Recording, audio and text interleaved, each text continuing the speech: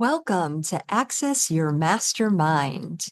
I'm Julie Oldberry, and I am so excited to welcome you to our first episode with a wonderful featured guest, Catriona Jones. Nick Lozano and I had such a wonderful conversation with Catriona, and we know you're going to love it. So right now, I'm going to read her biography, and then we'll get started. Catriona Jones is an international author, female empowerment coach, motivational speaker, and certified Napoleon Hill coach. Her mission is to empower you to build unstoppable confidence and purpose in the world from within, to flourish in life. Starting her career as a primary school teacher in London, Catriona traveled extensively and has a passion for education and empowerment. Utilizing her experience as a seasoned life coach, intuitive healer, and teacher, Catriona has created a comprehensive roadmap and toolkit to help you step into your power and claim your path in the world. Catriona recently completed a diploma in neurodiversity with the School of Medicine, UCD, in Dublin. Through her guidance in her self-development book, Bloom Girl, she encourages you to embrace the inner game and feminine energy, raise awareness of limiting beliefs, overcoming obstacles to move forward in a new direction. Catriona is well known for her passion, authenticity, and humor. Her calming energy is contagious and inspiring. Catriona will clarify the journey of building unstoppable confidence and offer a valuable toolkit for supporting your personal growth and prosperity. Now, let's welcome Catriona Jones to Access Your Mastermind.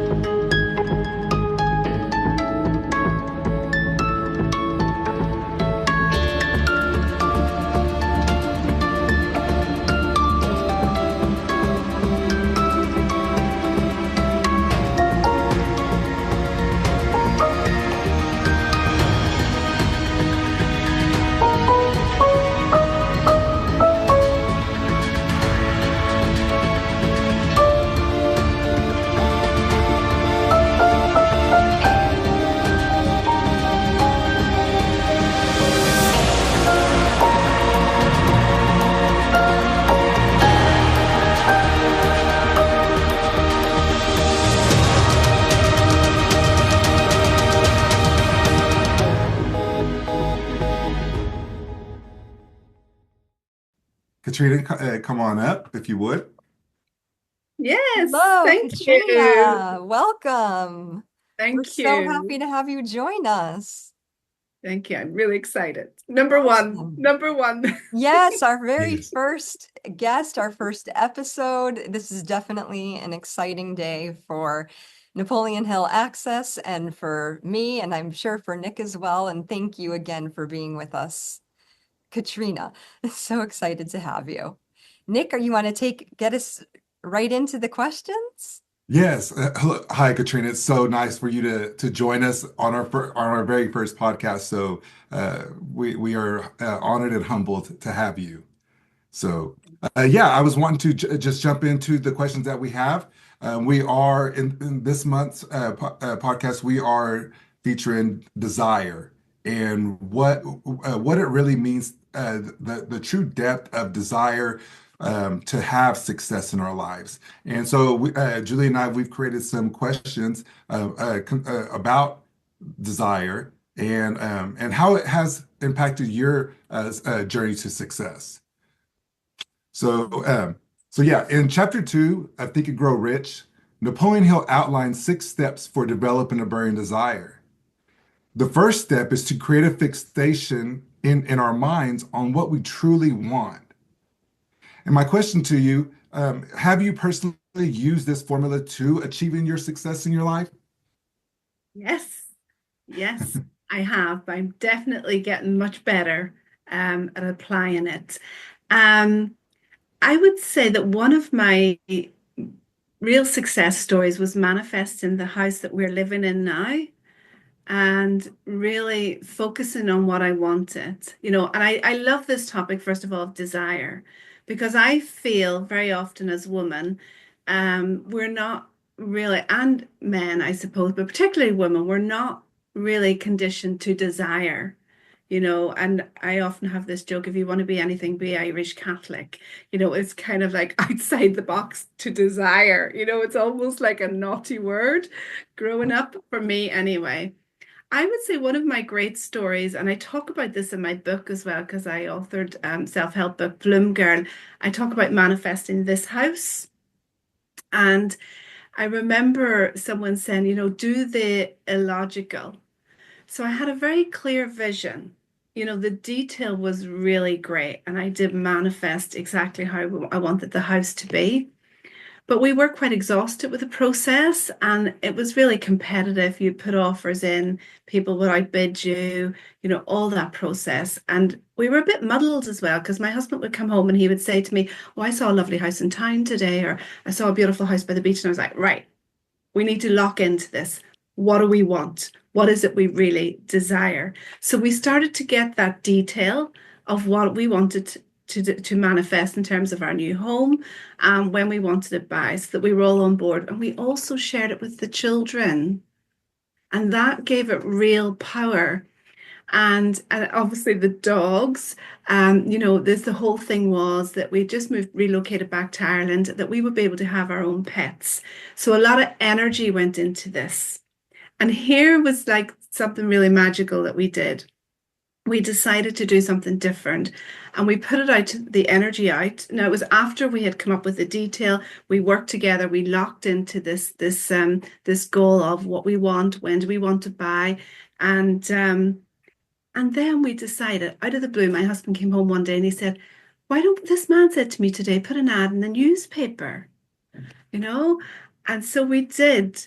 And I'm telling you, we were in this house 2 weeks later. Everything fell into place.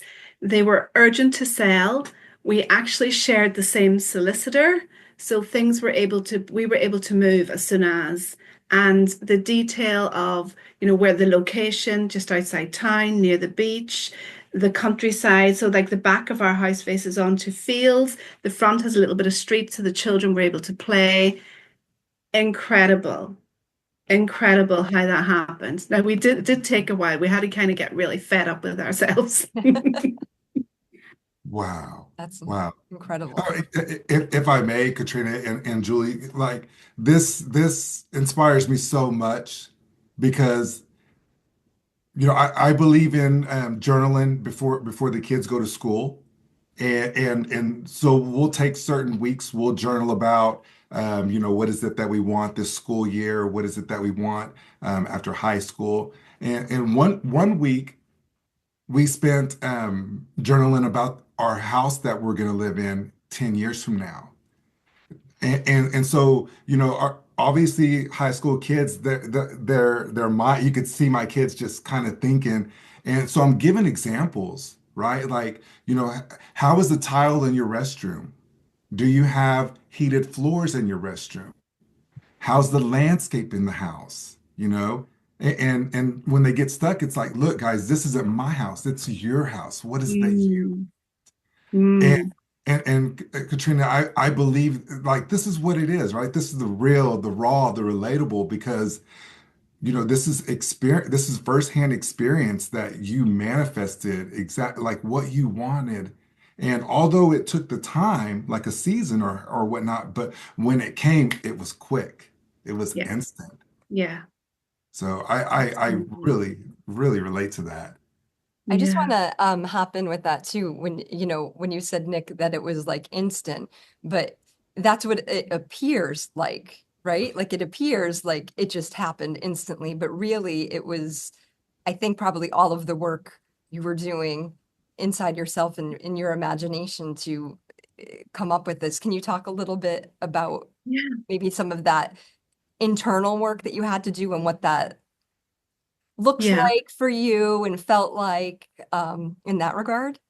There's definitely that process of trusting. I often talk about don't dig up the seeds. If you think in terms of the fertile soil, My book is called Bloom Girl, so I always relate it to planting seeds in fertile ground, trusting that the seeds are there, nurture them.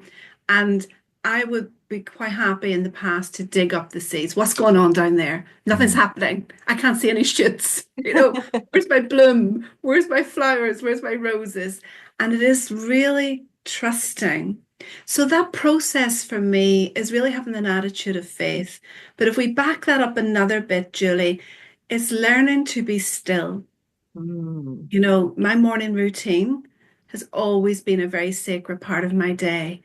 Really having that space to be still, to go within and connect with that desire and setting that beautiful, heartfelt intention and trusting it's done. Like I know our new house is already complete because it's here in a picture in front of me.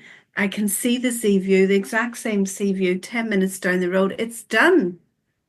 I'm just waiting, and when I'm decluttering, I'm telling myself I'm moving. So part of the process is having those visuals.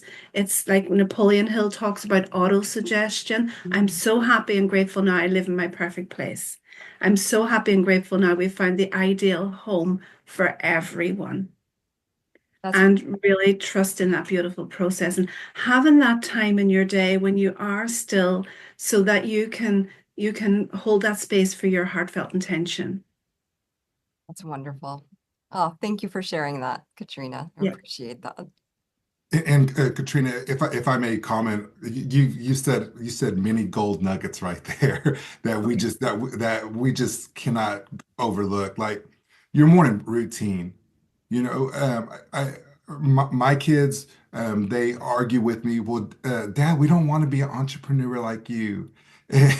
So, Napoleon Hill's philosophy goes to entrepreneurs and people that are employed by with employers. Napoleon Hill teaches a lot that we are able to write our own ticket in life, that we Yes. that we are able to attain employment and be able to write our own check that we want to earn from the services that we provide.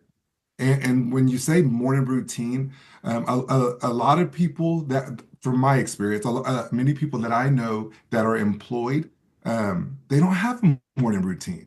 Hmm. They wake up, they check their phones for Facebook or social media, then they just go out throughout the morning. Maybe they'll read a little bit, maybe of the Bible or whatnot. But as far as a routine to get still, to be still, and to think about your day and everything that you desire, I think it's huge. And so I appreciate you mentioning your morning routine because Yeah. from my experience, it really, really impacts our lives. Yeah.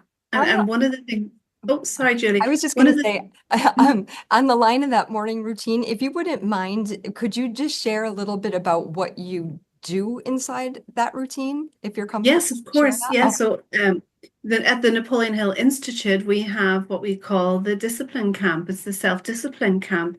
And, we talk about drifters and dreamers. And, 95% of people, and myself included, I can go back and forth to that place, are drifting through life. But to really manifest our desires and to manifest that dream, we have our self-discipline camp. So we consciously get up and gather at 5:30 every morning. No, 5 mornings a week, Monday to Friday. Now, as from now, today we have 9 different time zones, and I'm sure that is just going to, as your podcast grows, that's just going to expand.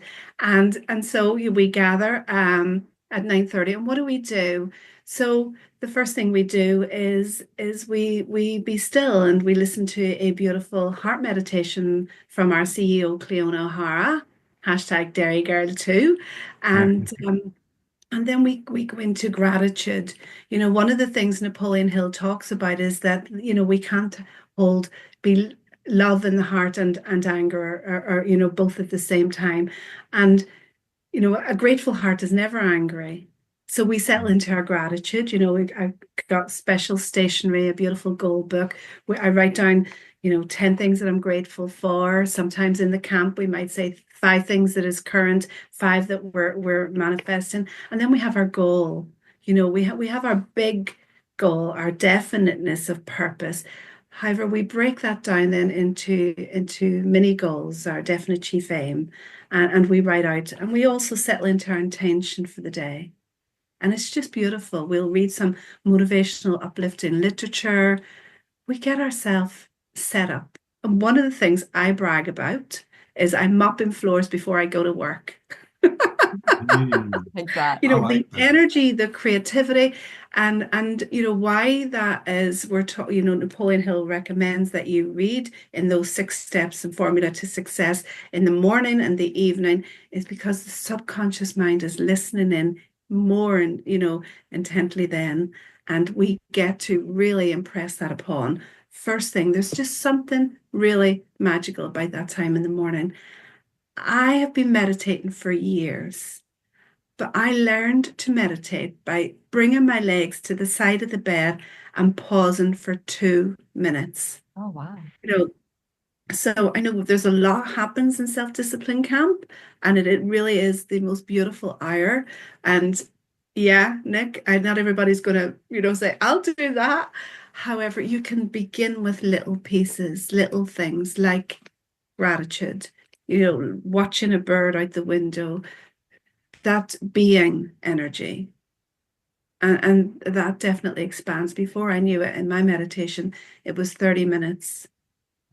Um, and I suppose one of the things I would be told every day is how calm I am. Now, I don't feel that. I think I have embodied that and it has become embedded in me, my natural state, because of morning routine and self-discipline camp. So are you saying that before you maybe started engaging with these principles and bringing them into your life, you felt not calm in going Oh, through yes. your day? Yeah. Oh, I was Yeah, I had definitely that a experience drifter. too. I'd love to hear more about how that Yeah. was for you, because it was certainly I'll call it like a culture shock to me, like Yes. living in this sort of different world for myself. Yeah. Yeah. So I suppose when I had, we talk about being raw, I would say my big rock bottom came like 17 years ago. So we had two small children. We were living in Wales and no family or friends around supporting. Our son was only 6 months old, and we had our daughter. There was like 16 months between them, not quite Irish twins, but not far off. And I suffered anxiety. I had a digestive challenge. I probably, looking back, was postnatally depressed, but the ego would never have anybody say that around me. And that was I went into a very dark place. And I share this story as well in my book, because I think when we open up and get honest about that, it takes, the taboo and the stigma away from postnatal depression for women, anxiety, digestive challenges. And I was just crazy. Like, I had a double buggy and I was running around, and trying to control routines and feeding routines. And when I hit that rock bottom, it's like that dark night of the soul. I thought, I can't do this anymore. And then I started getting into self-help books, and eventually came across Think and Grow Rich. And with joining the Institute and becoming a coach, I have really embodied the principles at a deeper level. And it's like, wow. Yeah. That's amazing. Thank you so much for sharing that and for your vulnerability in that. And I definitely want to get a copy of your book and read it. I'm Oh sure yeah. there's just so much in there that goes far beyond what we can cover in one show with you. But yeah, that's really incredible. Thank you. Thank you. Yes, and I as well. I agree with Julie. Like, definitely let us know about the book whenever it's ready, because like I'm definitely ready to It's dive already in. been published, right? Yeah, Oh, yeah. it Awesome. has. My joke is that it's our COVID baby conceived without a Oh, man. I what a wrote it during COVID. Yeah, oh, that's fabulous. Well, yeah, congratulations Bloom on Girl. that. And Katrina, what is the name of the book? Bloom Girl. Bloom Bloom Bloom Girl. Girl. Girl by Catriona Jones. Yeah, Awesome. That's We'll one make thing about sure to have a link for that yeah, at and the it's end on of the show. Amazon. So perfect. Great. That's one thing about Napoleon Hill Access, right? It's that we want to support people. We want to support, especially people that, well, we want to support everyone, right? But we want to support those that are really following the principles and and, Mm, and not drifting in their lives. yes. So yes, Julie and I would definitely love to be able to have that the link that we were able to share on Napoleon Hill Access as well. Um, Beautiful. going back and see how beautiful this is. This is one question. Right. You can Yeah. literally, Yeah. I mean, Nick and I, we talk all the time. Like right now we're recording our study sessions. And so we Mhm. started the first one and we like got through one sentence and then we Brilliant. talked for an hour about one sentence. We're like, we're gonna have to make a little bit more progress or we'll be at like this page for the next year. But But that's just about like the difference of how you when a lot of people read Mhm. Think and Grow Rich and then they're like, okay, but I'm not rich yet. I just read the book and I'm not rich, and like, well, there's a different way to read it, and the key, and I'm always reminded of this by one of a community that I'm in called Ella Vitality, and at the end of each of our morning meetings, we always end with the word application. Like, this is what it's about. It's Yeah. not enough to just read the principles and know them at like an intellectual level. It's, applying them in your life and really embodying them and, living through them.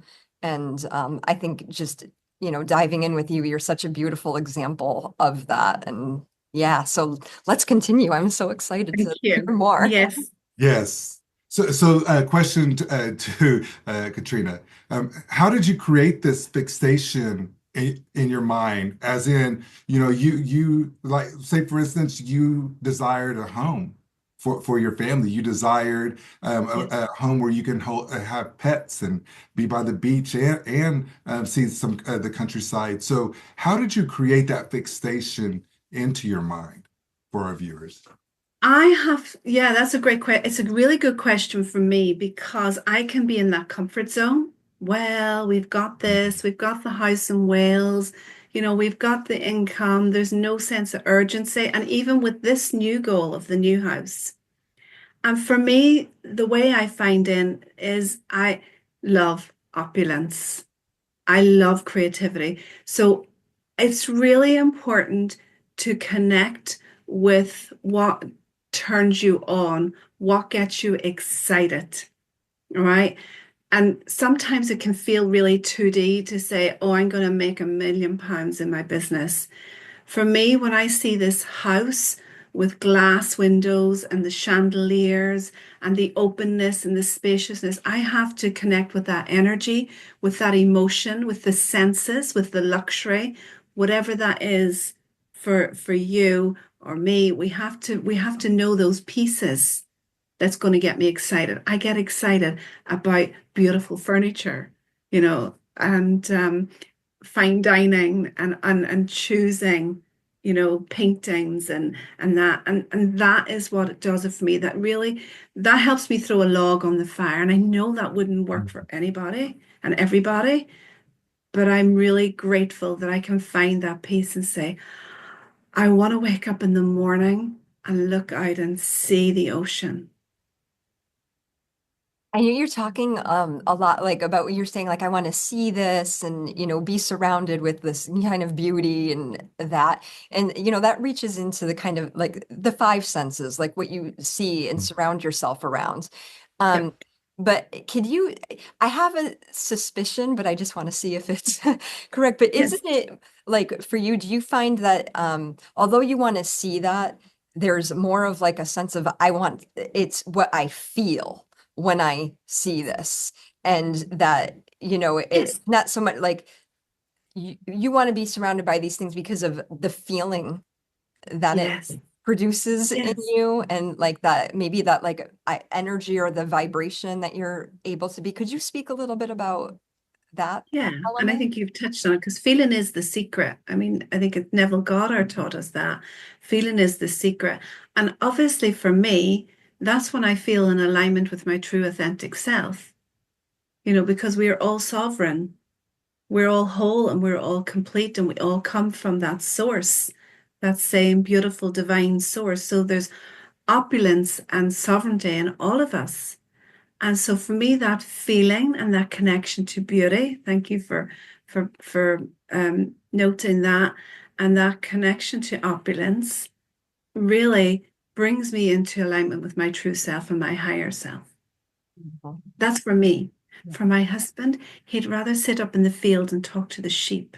He is happy to be in nature with his old walking shoes on. Ah, I like that. love that. I like that. He's still my king. Yes. Yeah. And Katrina, like the question was about how did you create the fixation in your mind of what you desired?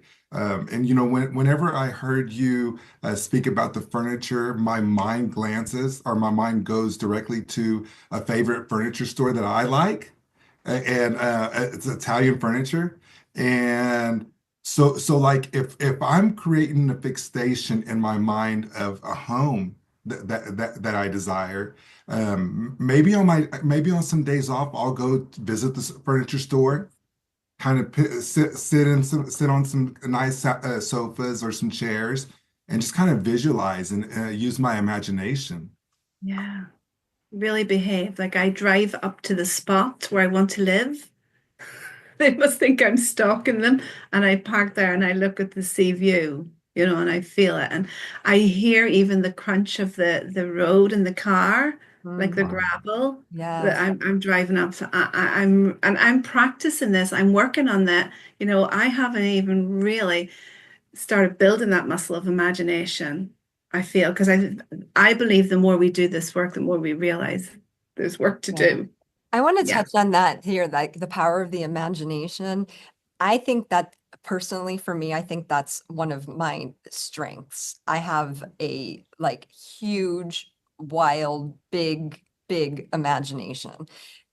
But there, without action behind that imagination, it's not serving anybody, including myself, to keep it inside of me. And that just kind of got me like thinking like in that fourth step of developing a burning desire, is that creating of a definite plan, right? Yes. For achieving your goal. So could you maybe like talk about your experience with that step? How did you develop your plan? And like in what ways has having that clear goal, helped you to positively impact your ability to kind of reach those plans? Yeah. Because that really So gets, it's, I think, more into the action piece, if, Mhm. from yes, my of perspective of that. course. Yeah, because we can get creative and have the most beautiful vision boards and sit and wallow in that beauty. We must take the action. And I suppose what I was thinking as you were saying that, I seem to be all around the house, but there's always people are always trying to manifest a house. And also relationships. I often say to clients, well, you know, I don't know that they're going to come knocking on the door. They might, you know, you've got to go out. So for me, one of the things, particularly as a woman, I've worked on is money, finances, and the crystallization of the plan. Where are we at financially? How Mm. can we start to be a good, better steward of the money? Mm. How much money is there? What do we need? And then that takes you into your goal, your money goal, and that becomes that driver. So, getting the figures in place, getting the budget in place. And we may not always know the how, but just a starting point, a starting point of saying, well, this is what we need. And then we know through the work and the blending of the principles of the desire and having the faith and the auto suggestion that the universe will bring it to us. Beautiful. It's We don't incredible. know how, but moving into the action and having a plan, Yes. making a start as well, and knowing that, yeah, we can be developing that plan. And Napoleon Hill mentions, he says, it doesn't matter where you are, start now. start Yes. like it doesn't Yes. the soundness of your current plan isn't what's needed. What's needed is for us to create a plan and to take action. We can always go around and edit our plan and adjust it. I always like to use the example if Julie and I are from the States. So if we were flying from LA, California to New York, it's the same destination, but when we're halfway, we have to take another little route. So the pilots have to adjust the route. We still arrive there, Yeah. but we must take action. So Yeah. I really appreciate you, Julie, for asking that question and for you explaining to us and our viewers. So my third question is, and you've pretty much already answered it, but do you have any practical tips for our audience on strengthen their mental focus on what they want? I think for me, the piece in my life that really transformed my life was learning to connect with myself. I really feel it starts there. I think that is the strong foundation. Press and pause, connecting with self, and taking those moments to, to know what you want.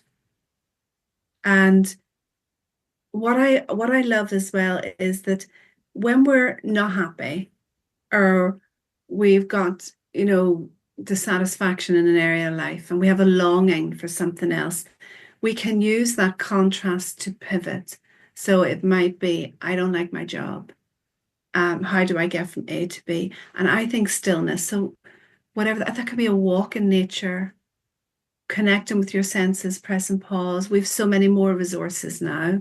It could be listening to a guided meditation, journaling, keeping good company, get yourself not just into a good book, but into a good circle. I really believe we need immersion with others to lift us up. So I would say my number one core value is love and connection. And everything I do in all my training, all my programs, it's all about connection. Find that way and notice how do you connect. And it's different for all of us, but there are common things, like nature, like stillness, could be a bath. That's self-care, which is, self-discipline is self-care and it's self-love. You touch on that's just so hugely important, that connection we have with ourselves. And, when I started working, really working with these principles a couple of years ago, first I was working with them very unconsciously. I didn't realize what I was doing as I was building my business and whatnot, but I just had this desire. And, I recognized afterward, oh, I was doing that. But, it's true that ability to connect with myself, that's something I didn't really have like down to a science. I would spend time alone, but what was I doing? My thoughts were not productive in that Mhm. time. They were more like ruminating thoughts, or kind of like, dwelling on the past, being dissatisfied with the present, and being really uncertain about the future. And sometimes, I'll just be honest, like, did I even want to have a future? Like I just felt like life was just, it wasn't what I thought it was going to be as like a kid, when you're like 5 and you have these dreams, and you get into life and it just kind of squashes you a bit. I think some of these elements that, we have to relearn almost how to be, back to our original childlike brain. And that all of that stirred in us then. And be able to connect almost back to like that energy. And just, I started taking walks like in the middle of the night, because that's where I could find like solitude and peace Mm. in and nature. And, well, I live in Florida and it's like 1,000,000 degrees in the daytime. And then, everybody's out and there's so much traffic and it's always like hectic. But, by midnight, the rest of the world is sleeping and I'm out there like owning my world. But just like you said, it's different for everyone. And so for me, I connect through like kind of that. We talk about a stillness, but for me, I have to be moving kind of in that Mhm. stillness. Like I Yeah. find a lot of like when I connect walking with, the thinking and the imagination, I produce and create most of my imagination is done at that time. I'm sitting there like with my walking, tripping over things with my notes on my phone just to try to, write it all out. But yeah, I love that concept of connecting with yourself. And I just don't think we can overstate the importance of that. And just, it actually breaks my heart now when I hear people say to me they don't have time, and things like that. And I'm like, you really do. You have so much of it. You just are in kind of a state of confusion about, how to order your mind and direct it toward, you know, being Yeah. productive for yourself. I always talk about saying, think for yourself. And I Yes. think you really embody that too. And Yeah. yeah, just thank you so much for highlighting the critical importance of that connection to Yeah. self. And you reminded me, Julie, of something really critical there, which is another benefit, if I could say a selling point for self-discipline camp and that morning ritual. I'm always making a compelling case for a morning routine, is that when we connect with that stillness and self and that younger version, which you mentioned, that little boy or the little girl within, we access that creativity, that curiosity, that spontaneity, and that beautiful energy and motion, which creates the emotion. Again, at the core of my Bloom Girl philosophy is the inner child. Oh, Connecting with those different dimensions within us, the inner family, oh, that's and learning to still that younger child, that inner teenager, and reparenting, and asking that question: what is the most loving thing I can do for me now? mhm. That's powerful. Mm, If I may I have a comment right here. Like mm, Julie has a heart for, and I believe all of us do, right? Especially when we study this philosophy. But Julie has a heart that she really wants this information into the school system, and just think about how if before our kids go to school each day, if they sit down and write about what they want to see today, how they mm. want to interact with their friends, with their teammates, with their teachers. I believe it would change, it would shift lives. Instead of going to school just woken up or going to school upset or not wanting to be there, whatever the case, our kids are already focused. They've had their morning routine. They're grounded, and all they want to do is just give love and Mm. and value and just become the best student that they are able to become. And it goes with adults as well. Like Yes. when we do have our morning routine, our stillness, or in Julie's case, in the night, Mm. when she's walking, she's even though she's moving, she's still still, like because in her Present. mind, yes, yeah. Yes. So, Katrina, those were the questions that I have. Julie will Thank begin with her you. few questions as well. But Yeah, I really love this. This I is do too. So It's good. phenomenal. Don't get me going on education. I'd need Oh, a week. we can do a whole We're, episode on it. Let's do that. You're yes. coming back. Yes. Oh, yes, for sure. For sure. Yeah. Um, I wanted to move into more of the areas of like some of the kind of challenges that might come up along the way. And like adversity, like that can really feel like a test from the universe. you know? And what can you talk to us about like a hardship or setback, something looking back where you now see that that adversity was actually totally necessary for your personal growth and for you to be able to get to this point that you're at? Do you have a story like that? Yes, I do. And it is around the education system as Oh. well. So I did my teacher training in London over 30 years ago. I just started my teacher training. And I always loved learning. I still do. I love learning. I know it's my purpose to teach. I Mhm. struggled though. I struggled with the constant assessment, the pressure, the paperwork, working with others. And there was another reason for that, which I found out later on in life, which was like a whole awakening. Um, and so, I've always been in education. I did my master's and I loved school. And so I had my own personal experience of finding it very difficult to be in a system that was going against all this great stuff that I'd learned in my master's, all this wonderful stuff I was learning in personal development. I became a Louise Hay teacher, and I was like, whoa, this is just not what they're saying that works and brings out the best. So I would say I experienced, now I talk lightly about that today, but I did have some very difficult times in school, working in a school, coming up against challenging teams, challenging personalities. And that continued to haunt me until I realized that I was being redirected, because I think since I was a little girl, all I ever wanted to be was a head teacher. Oh. And from the age of 5, I loved routine and I loved school. So on a Saturday morning when there was no school, I would be in the kitchen. We grew up in a very deprived area. We have one room that everything happened in. But I'd get up early and I'd line up my dolls and I'd play school.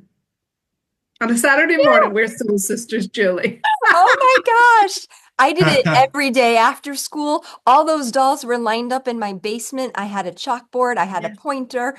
yes, I was like, that's they it. get papers handed out. Oh my gosh. Yeah. Yeah, soul Yeah. sisters we are. So that was, so school to me was the safe, wonderful place, and I still love to Mhm. learn, but there was conflict there with the Mm. system. And of course, we have a very indoctrinated system in some of our schools. So when we relocated back to Ireland, we had our own challenges as a family, let's just say. And as a mother, it just broke my heart to see our children misunderstood. Now Mm. I've seen that Mhm. navigated through very two of our children, very different paths.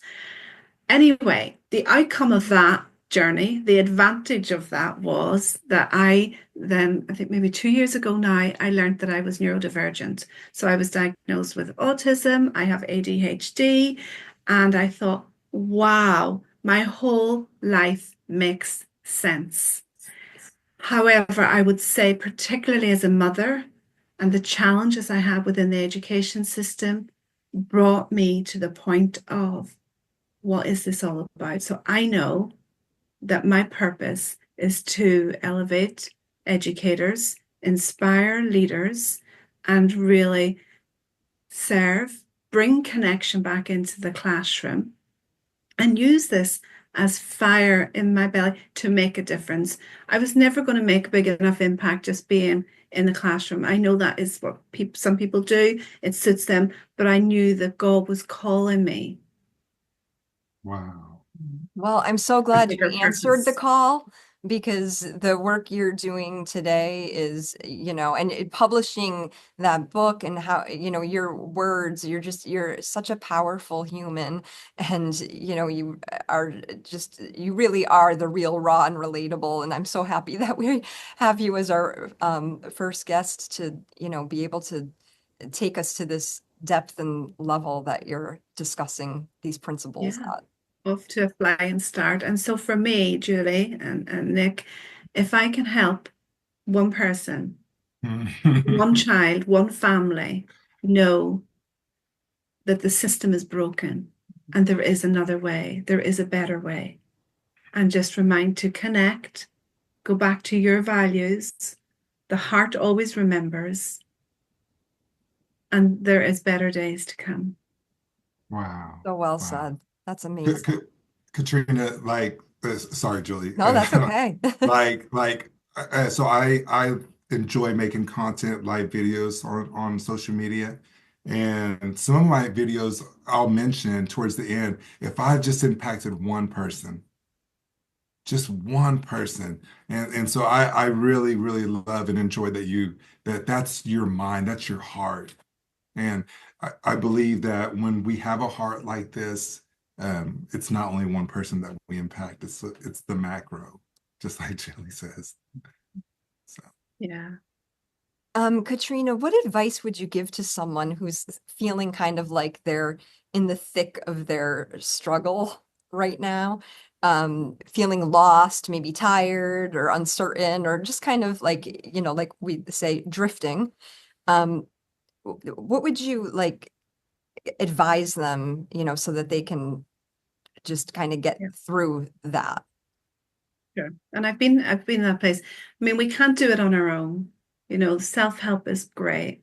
Reach out to a trusted friend. It doesn't have to be a psychiatrist, psychologist, or a therapist. It can be, but talk to somebody and just surrender. Just surrender. And I had to do that. I was trying to control everything.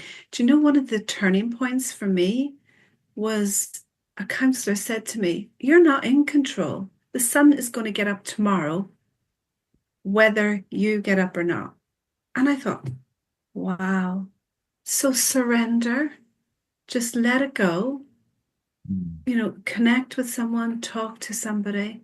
And then what I would do if I was with someone in that position and they were in the same space as me, I connect them to their joy. Mm. You know, let's remember one thing that lights you up. It could be a beautiful coffee. It could be petting your dog. No, and start with those simple steps. And the other thing that is really powerful, and I'm so glad that we're really embracing this within the Napoleon Hill Institute now, in that feminine and masculine energy.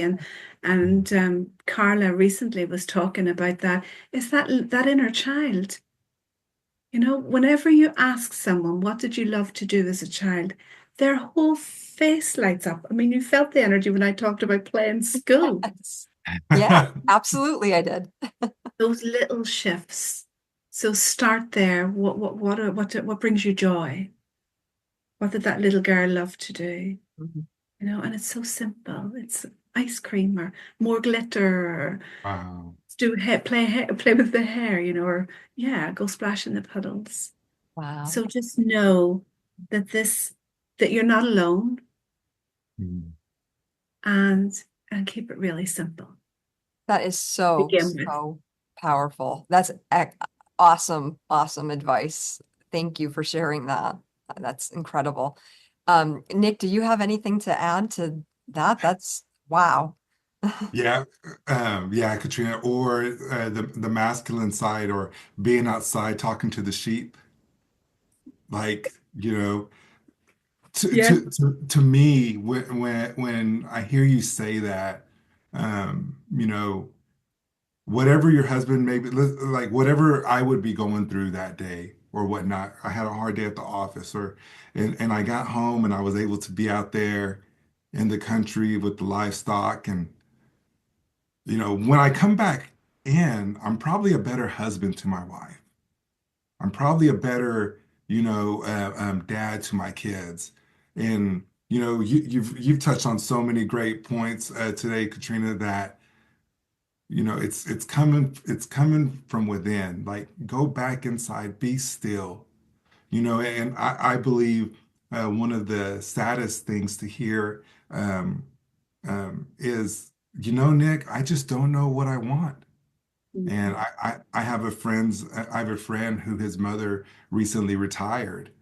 And just the saddest thing to my ears was because I asked her, like, like, how's your retirement going? Are you doing, are you doing things regularly? And she looked at me, she said, Nick, I really don't know what I want. And Mhm. so, Katrina, what you said, just going back and being still and self-love, go have some ice cream. Go to the spa. Go treat yourself. And I believe many of us, especially entrepreneurs, where we overthink a lot. So then, and their thought habits, right? Thought patterns. Yes. Wow, I Yes. can't believe I just said that, Nick. Yes. That's a nugget. Because that they are thought patterns. And wow, I just lost my train of thought because that is very Wow. powerful. Yeah. Um, but when we are going through the midst of things, our thought patterns are easily turned negative, and where we just don't know, we think that we have to do something huge, and it could just be something simple, small, simple steps to take. So I appreciate you, Katrina. That's Oh, incredible. I do good. have one more question for you. It's kind of a surprise question, but I've been thinking about this. I love music. Like that's one thing that I just has always been like a part of my life and whatnot, and is songwriting and lyrics and things like that. So part of Napoleon Hill Access, every like second week with the principal, we're going to have a like principal playlist um, article where I'm going to be talking about some different songs and how that connect me to the principal that we're discussing for that month. I'm wondering if you have any, if music speaks to you, and if you have a song that maybe connects you to like your feeling of desire or something along when you listen to that, it just like you're like right there with it. And Mm. and if you don't have it off the spot, I know I didn't like really prepare you to think No, about I that or answer do. it, but I I would love to do. just hear from you if you Wow. got Oh, one, I because I have want to one. rock the mindset. You know what I mean? Let's get music So long as I don't involved. have to sing it. I have this song, and I know it's the one because I think, oh, I'm overusing this on Instagram. I'm playing this. It's Cranberries Dream, the Cranberries Yes, Dream. that's such a great song. Wonderful. I'm Mm, going to write that mm, down. I'm going to have to listen mm. to it. Would you relate it to a specific principle, like or a certain aspect of this, or Desire, desire? desire. All It's right. like, yeah, yeah. And there is a version of it where I believe it's a group of Irish women singing it in harmony. Oh, Oh, wow. That's wow. incredible. Incredible. Wow. Well, Wow. thank What you an so impact. much for that. Katrina, it has been such an absolute pleasure to have you on our show. You have really made this an incredible episode. Um, clearly your depth of knowledge, just working with this, but also just the way that you've really like internalized it and embody it. It is beyond internalizing and embracing it for you. You are the embodiment of it. And I'm so grateful that you were here with us today. I'm so grateful to know you. I'm so grateful to, be part of the Napoleon Hill Institute community with all of you. And just really an incredible, so much wonderful information that you've shared with us. And just thank you for being here. thank you. My heart is just open, so open. Thank you for the gift and for the invitation. Thank you. Mm. Thank you. Yeah, I thank you as well, Katrina. Um, you know, it's funny just how things like we mentioned earlier just flow. You know, Katrina, I know that you and I are on study calls together with the Napoleon Hill Institute, and I just want to give a shout out to NHI because like they are doing some incredible things, and just greater things are coming. But Mm. you and I don't believe have connected like one on one. And you were the first person I reached out to. Yeah. Like, I see it in the way that you sit. I see it the way that you act, your calmness but confidence. So I was just attracted to you like that, and I just, I'm super glad and humble that you agreed to be on our show, and yeah, just thanks so much for all these great insights. Oh, Thank thank you. you. Good. Thank you for all of that. Received all of that. Sitting up straight. You have just heard from Catriona Jones on how desire made the impact on her journey to success. Hearing her story makes me think about my own desires. What do I want so deeply that I'm willing to go through the doubt, the fear, and all the obstacles? Desire, when it's strong enough, can make you unstoppable. Unstoppable. That's right. That's what we are, Nick. And next week, we're continuing part 2 of our conversation on desire with our featured guest, Liz Ring Carlson. You will not want to miss that conversation. If you'd like to be a guest on Access Your Mastermind, please email me at accessyourmastermind@substack.com. Thank you so much for being with us here today. We'll see you next week. Until then, create your awesome day, everyone.